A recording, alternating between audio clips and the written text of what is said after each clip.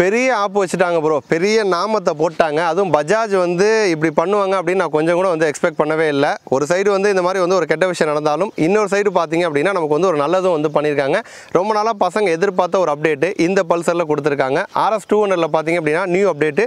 இப்போ 2025 வருஷத்துக்காக பார்த்தீங்க அப்படின்னா புதுசாக சில விஷயங்கள் வந்து மாற்றிருக்காங்க நமக்கு. ஸோ ப்ரைஸ் எவ்வளோ சேஞ்ச் ஆகிருக்கு, கலரில் என்ன மாதிரி அப்டேட் வந்து கொடுத்துருக்காங்க, என்ன மாதிரி புது விஷயங்கள் நம்ம வந்து எக்ஸ்பெக்ட் பண்ணலாம் அப்படிங்கிறத பார்த்தா நம்ம வந்து டீட்டெயிலாக வந்து பார்க்க போகிறோம். ஸோ கண்டென்ட்டுக்குள்ளே போகிறதுக்கு முன்னாடி நம்ம சேனலில் இன்னுமே நிறைய பேர் வந்து சப்ஸ்கிரைப் பண்ணாமல் தான் வந்து பார்த்துட்டு இருக்கீங்க. சப்ஸ்கிரைப் பண்ணி நீங்கள் வந்து தொடர்ந்து சப்போர்ட் கொடுக்க தான் உங்களுக்கு நிறைய நல்ல யூனிக்கான யூஸ்ஃபுல்லான கண்டென்ட்ஸ் வந்து கொடுக்கணும் அப்படின்னு எங்களுக்கு வந்து ஒரு மோட்டிவேஷன் வந்து கிடைக்கும். ஸோ மறக்காமல் சப்ஸ்கிரைப் பண்ணிடுங்க. இன்னொரு முக்கியமான விஷயம் சொல்ல மறந்துட்டாங்க. இன்னும் 1 மந்தில் பார்த்தீங்கன்னா பிளாக் ஷிப் டிஜிட்டல் அவார்ட்ஸ் வந்து நடக்க போகுது. அதில் வந்து ஆட்டோமொபைல் கேட்டகரியில் நம்மளை வந்து நாமினேட் வந்து பண்ணியிருக்காங்க. நான் வந்து டிஸ்கிரிப்ஷனில் லிங்க் வந்து கொடுக்குறேன். 15ஆம் தேதி தான் ஓட் போகிறது கடைசி நாள். ஸோ மறக்காமல் ஓட் பண்ணிடுங்க. உங்களுடைய பொன்னான வாக்குகளை எங்களுக்கு வந்து கொடுங்க. உங்களுடைய ஃப்ரெண்ட்ஸுக்கும் ரிலேட்டிவ்ஸ்க்கும் வந்து ஷேர் பண்ணுங்கள். இப்போ நம்ம நல்ல விஷயத்துலேருந்து ஸ்டார்ட் பண்ணுவோங்க. RS 200. ஸோ இந்த RS 200 பற்றி சொல்லணும் அப்படின்னா 2015 வந்து லான்ச் ஆன ஒரு பைக்கு. இந்த RS கூட சேர்ந்து இன்னொரு பைக்கும் வந்து லான்ச் ஆனது AS. அது வந்து பர்சனலாக எனக்கு ரொம்ப பிடிச்ச பைக். ஒரு செமி ஃபேட் லுக்கில் ஒரு அட்வென்ச்சர் டைப்பில் வந்து அந்த பைக் வந்து லான்ச் ஆனது. பட் வந்து ஒரு சேல்ஸ் வந்து பஜாஜ் எக்ஸ்பெக்ட் பண்ண அளவுக்கு வந்து போகலை. ஸோ ASலாம் அப்போயே டிஸ்கண்டினியூ ஆயிடுச்சு.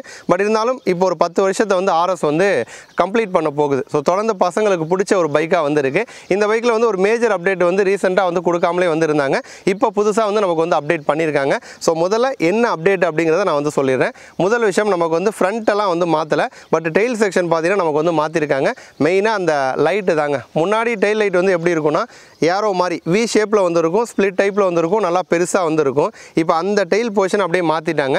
நம்பர் பிளேட்டில் தூக்கி நமக்கு வந்து டெயில் லைட் வந்து வச்சுட்டாங்க. இப்போ நம்ம வந்து வண்டியில் வந்து ஹசார்ட்லாம் போட்டால் என்ன ஆகும், பின்னாடி 2 இண்டிகேட்டர்ஸ் பிளிங்க் ஆகும்ல, அந்த மாதிரி தான் டெயில் லைட் செட்டப்பே கொடுக்குறாங்க. ஸோ அது வந்து இப்போ இது வந்து ஒரு மாடர்ன் ட்ரெண்ட் மாதிரி ஆயிடுச்சுன்னு வச்சுக்கோங்களேன். ஸோ டெயில் லைட்டு நம்பர் பிளேட்டில் வருது. அதோட சேர்த்து பார்த்தீங்கன்னா நமக்கு வந்து இண்டிகேட்டர்ஸும் வந்து இன்டிகிரேட் ஆகி வர மாதிரி வந்து கொடுக்குறாங்க. ஸோ ரியர்லேருந்து பார்க்குறப்ப ஒரு ஃப்ரெஷ்ஷான லுக்கு நமக்கு வந்து கிடைக்கும். ஸோ டிசைன் வைஸ் வந்து பஜாஜ் கொடுத்துருக்க சேஞ்ச் அப்படிங்கிறப்ப இதை மாற்றிருக்காங்க. அடுத்த விஷயம் வந்து LCD இன்ஸ்ட்ருமெண்டல் கிளஸ்டர் வந்து கொடுத்துருக்காங்க. முன்னாடி இருந்தது வந்து செமி டிஜிட்டலு, இப்போ வந்து ஃபுல்லாக டிஜிட்டல் மாறிடுச்சு. இப்போ நம்மளை வந்து பஜாஜ் பார்த்தீங்க அப்படின்னா பிளான்ட்டுக்குலாம் வந்து இன்வைட் பண்ணுறப்ப நான் வந்து பஜாஜ் ஸ்டாஃப்ஸ்க்கு தான் வந்து கேட்பேன், ஏன் சார் வந்து நீங்கள் வந்துட்டு அந்த டிஜிட்டல் ஃபுல்லாக டிஜிட்டல் வந்து மாற மாட்டீங்க, தொடர்ந்து அந்த செமி டிஜிட்டலே கொடுக்குறீங்க அப்படிங்கிறப்ப அவங்க சொன்ன விஷயம் என்னென்னா, இப்போ பல்சர் அப்படிங்கிறது ரொம்ப வருஷமாக இருக்கிற ஒரு பைக்கு. இப்போ 2010 ஒரு பையன் பல்சர் வாங்கணும்னு ஆசைப்பட்டிருப்பான், 2015 இன்னொரு பையன் ஆசைப்பட்டிருப்பான். அப்போ ஒரு சில விஷயங்கள் மட்டும் வந்து ஒரு லெகசி மாதிரி வந்து மாற்றாமல் அப்படியே அதை ட்ரெடிஷனாக வந்து ஃபாலோ பண்ணோம் அப்படிங்கிற மாதிரி பஜாஜ் வந்து சொன்னாங்க. பட் இப்போ என்ன ஆச்சு அப்படின்னா மார்க்கெட்டில் போட்டி அதிகமாகிடுச்சு. இப்போ பஜாஜுக்கு போட்டியாக இருக்க காம்படிட்டிவ் பிராண்ட்ஸ்லாம் பார்த்தீங்கன்னா ஃபுல்லாக டிஜிட்டல் கொடுக்குறாங்க, அதை வச்சு மார்க்கெட்டிங் பண்ணுறாங்க, அது ஒரு மெயின் ஃபீச்சராக வந்து ஆட் பண்ணுறாங்க.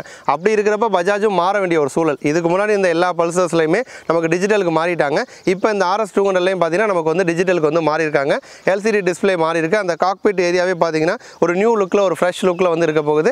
கனெக்டிவிட்டி ஃபீச்சரும் வந்து கொடுத்துட்டாங்க. இப்போலாம் அந்த கனெக்டிவிட்டி ஃபீச்சருங்கிறது ஒரு 100cc 150cc வந்துருச்சு. இப்போ 200ல நமக்கு வந்து பஜாஜ் வந்து ஆட் பண்ணியிருக்காங்க.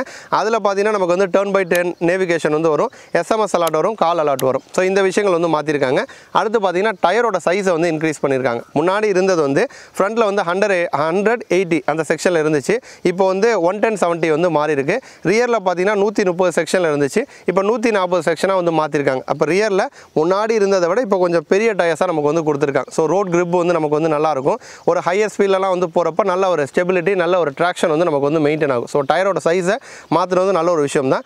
அதேமாதிரி டிவல் சேனல் ABS வந்து ஸ்டாண்டர்டாக வருது. அதில் 3 ரைடிங் மோட்ஸும் நமக்கு வந்து ஆட் பண்ணியிருக்காங்க.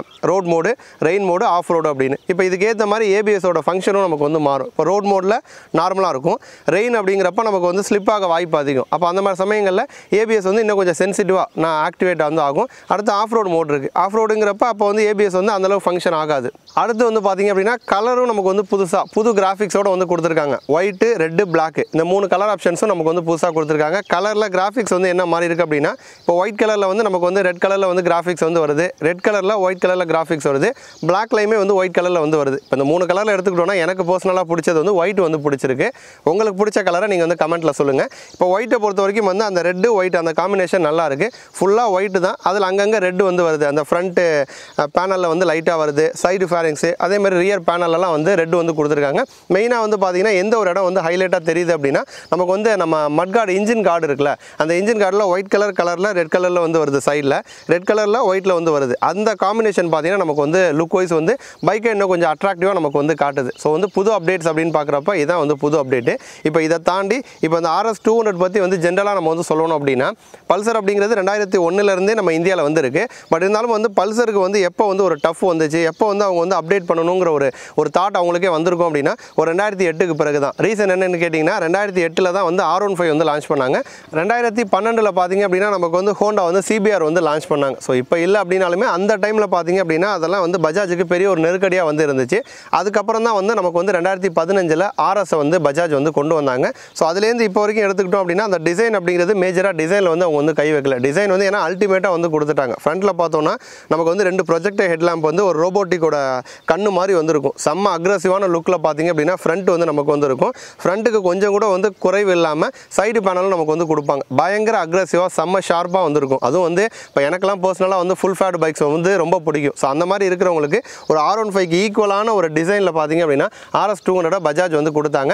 ஸோ அந்த ஃப்ரண்ட் போர்ஷன் சைடு போர்ஷன் இதெல்லாம் வந்து செம்மையாக இருந்ததுனால அதில் வந்து கை வைக்காமல் ரியர் போர்ஷனில் மட்டும்தான் நமக்கு வந்து கை வச்சிருக்காங்க. இப்போ இதை தாண்டி இந்த பைக்கில் அப்போலேருந்தே பார்த்தீங்கன்னா நமக்கு வந்து டிஸ்க் பிரேக்கோட சைஸ்லாம் வந்து நல்லாவே கொடுத்தாங்க. அப்போவே வந்து 300 mm, இது அப்போ அப்படியே கண்டினியூ ஆகுது. ரியரில் வந்து 230 mm டிவல் ABS வந்து வருது. பட் சஸ்பென்ஷன் பற்றி நம்ம வந்து பேசியே ஆகணும். ஏன்னா வந்து சஸ்பென்ஷன் பொறுத்த வரைக்கும் வந்து இன்னுமே வந்து டெலஸ்கோபிக்கில் தான் வந்து இருக்காங்க. இப்போ வந்து ஒரு USC வந்து ஏன் தேவை அப்படின்னா ஒரு RS 200 அப்படிங்கிறது ஒரு பர்ஃபார்மன்ஸ் ஓரியன்ட் ஒரு பைக்கு. ஏன்னா 200cc நமக்கு வந்து 24.5 பிரேக் ஹார்ஸ் பவர் வந்து ப்ரொடியூஸ் பண்ணும். பவர்ஃபுல்லாக வந்துருக்கும். ஹைவேஸ்லாம் வந்து நல்லா என்ஜாய் பண்ணி நம்ம வந்து ரைட் பண்ணலாம். இப்போ அந்த மாதிரி சமயத்தில் USC இருந்துச்சு அப்படின்னா ஒரு ஹையர் ஸ்பீடில் நம்ம வந்து நல்ல ஸ்டெபிலிட்டி வந்து இருக்கும், நல்ல கண்ட்ரோல் இருக்கும். ஒரு கார்னர்ஸ்லாம் வந்து நம்ம வந்து நல்ல ஸ்பீடில் போய் வந்து என்ஜாய் பண்ணி வந்து ரைட் பண்ணலாம். ஆனால் இன்னமும் USC வந்து கொடுக்காம இருக்காங்க. இதுக்கு பஜாஜ் வந்து சொல்கிற ஒரு விளக்கம் என்ன அப்படின்னு கேட்டிங்கன்னா இப்போ NSல நமக்கு வந்து NS 200ல் USC கொடுக்குறாங்க. பட் RSல அது வந்து ஸ்கிப் பண்ணிட்டாங்க. ரீசன் என்ன அப்படிங்கிறப்ப NSஐ பொறுத்த வரைக்கும் வந்து அது கோல்டன் கலரில் லுக்கையும் இன்னும் கொஞ்சம் அல்டிமேட்டாக வந்து காட்டும் NS. பட் RSல பார்த்தீங்கன்னா பர்ஃபார்மன்ஸ் வைஸ் வந்து RS 200க்கு USC தேவை அப்படின்னாலுமே லுக் வைஸ் வந்து அது பெருசாக வந்து தெரியாது அப்படிங்கிற ரீசனாலே பார்த்தீங்க அப்படின்னா RS 200ல் அது வந்து ஸ்கிப் பண்ணிட்டாங்க. ஸோ பசங்க ரொம்ப நாளாக எதிர்பார்த்த ஒரு அப்டேட் இது. பட் அது வந்து நமக்கு வந்து கொடுக்கல. ப்ரைஸ் அப்படின்னு பார்த்தோன்னா டெல்லி எக்ஸ்ஷோரூம் ப்ரைஸ் தான் இப்போதைக்கு அனௌன்ஸ் பண்ணியிருக்காங்க. 1,84,000 இந்த ப்ரைஸில் வந்து நமக்கு வந்து லான்ச் ஆயிருக்கு. பட் நம்ம தமிழ்நாடு எக்ஸ்ஷோரூம் ப்ரைஸ் அப்படிங்கிறப்போ ஒரு இதுலேருந்து ஒரு 2,000 3,000 அதிகமான விலையில் இந்தியாவில் வந்து லான்ச் ஆயிருக்கு. ஆல்ரெடி இருந்த மாடலை விட ஒரு 10,000 விலை அதிகமாக பார்த்தீங்க அப்படின்னா இப்போ இந்த நியூ RS 200 இந்தியாவில் 2025க்காக வந்து லான்ச் ஆயிருக்கு. ஸோ டிசைன் வைஸ் வந்து புதுசு, கலர் அண்ட் கிராஃபிக்ஸ் வந்து புதுசு. ஸோ அதனால் வந்து RS 200 வாங்கலாம் அப்படின்னு பிளானில் இருந்தீங்க அப்படின்னா இந்த டைம் வந்து யூஸ் பண்ணிக்கோங்க. அடுத்து பார்த்தீங்க அப்படின்னா நான் இன்ட்ரோவில் சொன்னேன்ல நமக்கு ஆப் வச்சுட்டாங்க அப்படின்னு ஒரு முக்கியமான ஒரு 3 பைக்கை வந்து டிஸ்கண்டினியூ வந்து பண்ணியிருக்காங்க. 3மே வந்து நல்ல ஃபீச்சர்ஸோடு இருக்கக்கூடிய பைக்கு. எனக்கு வந்து பர்சனலாக ரொம்ப பிடிச்ச பைக்ஸு. ஒன்று வந்து 110cc, இன்னொன்று 125cc, இன்னொன்று 250ccயில் வந்து 3 பைக்கு வந்து தூக்கியிருக்காங்க. அதுக்கான ரீசனு ஏன் தூக்குனாங்க, அது என்ன பைக்குங்கிறத ஒன்று என்ன பார்ப்போம். முதல்ல 110cc எடுத்துக்கிட்டோன்னா பிளாட்டினா 110ல் ABS மாடலாக தூக்கிட்டாங்க. ஸோ இது வந்து எனக்கு வந்து ரொம்ப பிடிச்ச ஒரு விஷயம். என்ன அப்படின்னா பஜாஜ் வந்து நிறைய புது விஷயங்கள் வந்து ட்ரை பண்ணுவாங்க. நம்ம இந்தியன் பிராண்டு ட்ரை பண்ணுறாங்கிறப்ப நமக்கு வந்து சந்தோஷம் தானே. இப்போ பிளாட்டினா அப்படிங்கிறப்ப அது வந்து 110cc, ஆனால் அதில் ABS நமக்கு வந்து கொடுத்தாங்க. நம்ம கவர்மெண்டோட நாம்ஸே வந்து ஒரு 125cc மேலே இருந்தால் தான் ABS வந்து தேவை. 125cc வரைக்கும் CBSஏ போதுங்கிறாங்க. அப்படி இருக்கிறப்ப பஜாஜ் பார்த்தீங்கன்னா பிளாட்டினால ABS கொடுத்தாங்க. ஏன் கொடுத்தாங்க அப்படின்னா ஒரு 110cc இருந்தாலும் ஓரளவுக்கு வந்து சேஃப்டியாக இருக்கணும் அப்படிங்கிறதுக்காக, அந்த மாதிரி சேஃப்டி எக்ஸ்பெக்ட் பண்ணுற கஸ்டமருக்காக பார்த்தீங்கன்னா ABS வந்து கொடுத்தாங்க. ஸோ இந்த பிளாட்டினா பொறுத்த வரைக்கும் முன்னாடி தான் வந்து சஸ்பென்ஷன்லாம் வந்து நமக்கு வந்து கம்ப்ளைண்ட் நிறையா சொல்லுவாங்க. பட் இப்போ வர மாடலெல்லாம் சஸ்பென்ஷன் நல்லா டெவலப் பண்ணியிருக்காங்க, பில்டு குவாலிட்டி டெவலப் பண்ணியிருக்காங்க, ஏபிஎஸும் வந்து சேஃப்டிக்காக வந்து கொடுத்தாங்க. பட் வந்து ஒரு 110cc வண்டி வாங்க போகிற கஸ்டமர் என்ன யோசிக்கிறாருன்னா ஒரு 4000-5000 விலை கம்மியாக இருந்தால் எனக்கு ஓகேங்கிற மாதிரி யோசிக்கிறார். அப்போ வந்து ஏபிஎஸ் மாடல், ஏபிஎஸ்ங்கிறது டாப் மாடல், அப்போ ஏபிஎஸ்க்கு போகவே மாட்டுறாங்க.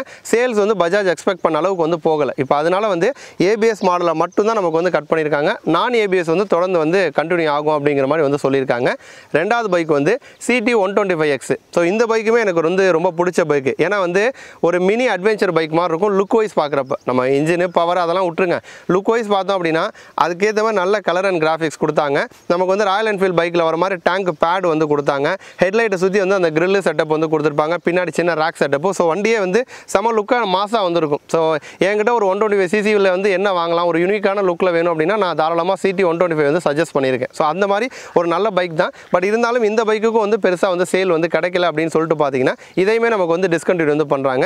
அடுத்து வந்து கடைசியாக பார்த்தீங்க அப்படின்னா F250. இந்த F250க்கு வந்து பஜாஜுக்கு வந்து பெரிய ஒரு ஏமாற்றம் அப்படின்னே வந்து சொல்லலாம். ரீசன் என்ன அப்படின்னா பசங்களுக்கு வந்து ரொம்ப ரொம்ப பிடிச்ச ஒரு பைக்காக பஜாஜில் வந்து ஜென்ரலாக பல்சரு, பட் அதில் வந்து 220Fக்கு வந்து ஃபேன்ஸ் வந்து அதிகம். 220F வந்து நிறைய பேருக்கு பிடிக்கும். ஏன்னா வந்து நிறைய ஃபீச்சர்ஸ் அந்த டைமில் அது லான்ச் ஆன டைம்லேயே பார்த்தீங்க அப்படின்னா பஜாஜ் எக்கச்சக்கமான ஃபீச்சர்ஸோட நல்ல பவர்ஃபுல்லாக வந்து அந்த பைக்கை லான்ச் பண்ணாங்க. ஒரு செமிஃபேட் லுக்கில் இருக்கும். இப்போ வரைக்குமே வந்து 220Fக்கு ஃபேன்ஸ் வந்து குறையலன்னு சொல்லலாம். அப்படிப்பட்ட 220F வந்து கொஞ்சம் எக்ஸ்டெண்ட் பண்ணலாமே அப்படின்னு சொல்லிட்டு தான் 250 வந்து கொண்டு வந்தாங்க. 250 அப்படிங்கிறது இப்போ நமக்கு N250யோட ஒரு ஃபேட் வெர்ஷனாக தான் வந்து F250 வந்து கொண்டு வந்தாங்க. பட் பசங்களுக்கு பெருசாக அது வந்து ரீச் ஆகலை. சில பைக்ஸை பொறுத்த வரைக்கும் டிசைன் வைஸ் நல்லாயிருக்கும், நல்ல பவர்ஃபுல்லாக இருக்கும், நல்லா இருந்தாலுமே கூட வந்து பசங்களுக்கு வந்து பிடிக்காமல் போயிடும். அந்த மாதிரி வந்து சேல்ஸ் கவுண்ட்டும் பார்த்தீங்கன்னா F250 பெருசாக வந்து ஆகலை. ஸோ அதனால் வந்து F250 வந்து பஜாஜ் வந்து டிஸ்கண்டினியூ வந்து பண்ணுறாங்க. ஸோ இந்த 3 பைக்ஸும் முக்கியமான பைக்ஸு, நல்ல பைக்ஸு, நல்ல ஃபீச்சர்ஸோடு இருக்கக்கூடிய பைக்ஸு. பட் இனிமேல் வந்து அது வந்து நமக்கு வந்து கிடைக்காது, டிஸ்கண்டினியூ பண்ணுறோம் அப்படிங்கிற மாதிரி பஜாஜ் சைட்லேருந்து வந்து சொல்லிட்டாங்க. நன்றி.